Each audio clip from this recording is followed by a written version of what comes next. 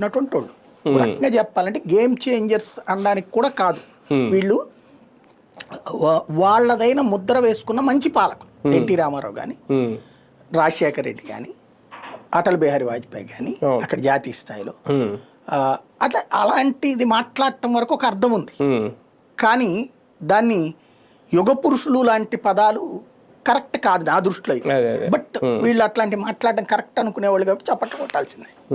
అది తప్పదు సార్. ఒకటి 2014 నుంచి ఇప్పటి వరకు రాజకీయాలు అబ్జర్వ్ చేస్తే, ఓకే అంతకుముందు కూడా ఉంటాయి కానీ పక్కన పెట్టేసి అబ్జర్వ్ చేస్తే, ఒకప్పుడు ఇదే ఎన్డీఏతో ఇదే భారతీయ జనతా పార్టీ కలిసికట్టుగా నడవడం, తర్వాత మళ్ళీ విడిపోయిన తర్వాత మోడీని వ్యక్తిగతంగా కూడా తిట్టిన సందర్భాలు ఉన్నాయి. ఒక ఇప్పుడు అనవసరం అనుకోండి, మళ్ళీ ఇప్పుడు కలిసి వెళ్తున్నారు.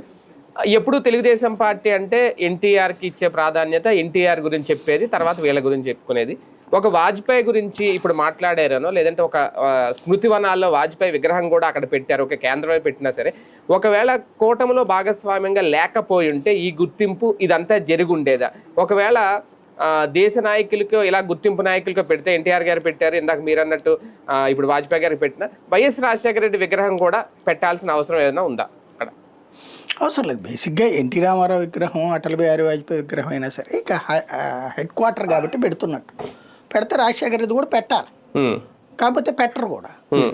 అదే అక్కడే రాజకీయంగా తీసుకుంటారు కదా. ఇంకొకటి ఏంటంటే, భారతీయ జనతా పార్టీ ఇప్పుడు కూటమిలో ఉండటంతో పాటు వ్యక్తిగత ఆలోచనలు కాకుండా పార్టీ ఆలోచనలు చేశాడు కాబట్టి మాధవ్ ఇది సాధ్యమైంది. ఇదివరకు ఉన్నటువంటి వాళ్ళు కూడా కూటమి ఉన్నప్పుడు అధ్యక్షులు ఉన్నారు. వాళ్ళకి సంబంధించిన ఎంపీ కార్యక్రమం, వాళ్ళకి సంబంధించినటువంటి పని చేయడం దగ్గరను సీరియస్గా ఇన్వాల్వ్ అయ్యారు తప్పించి పార్టీ గురించి ఆలోచించలేదు. నేను అంటుంది అదే, విడిగా ఉంటే సాధ్యమయ్యేది కాదు. ఈవెన్ కలిసి ఉన్నా కూడా ఇంతకుముందు ఎవరు ఆలోచించలేదు కదా. అదే అంటున్నా, 14లో కూడా ఆలోచించలేదు కదా.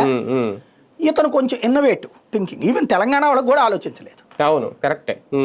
అది తెలంగాణ వాళ్ళు కూడా ఆలోచించలేదు. ఇంకోటి మేబీ భారతీయ జనతా పార్టీ కూడా ఇతన్ని చూసి వాళ్ళు నేర్చుకున్నారు, వాళ్ళని చూసి ఇతను నేర్చుకున్నారు, నాకు ఐడియా లేదు. ఇప్పుడు అటల్ బిహారీ వాజ్పేయికి అక్కడ కూడా భారీ విగ్రహాలు పెట్టారు, ఉత్తరప్రదేశ్లో, లక్నోలో కూడా. అంటే ఓ రకంగా భారతీయ జనతా పార్టీ సాధారణంగా వ్యక్తి పూజకి వ్యతిరేకం.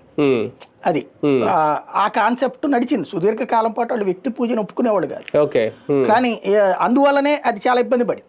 ఇప్పుడు గాంధీల కుటుంబం, లాలు కుటుంబం, చంద్రబాబు కుటుంబం, అంటే ఎన్టీఆర్ కుటుంబం, ఇట్లాగా కుటుంబాల వ్యవస్థలు.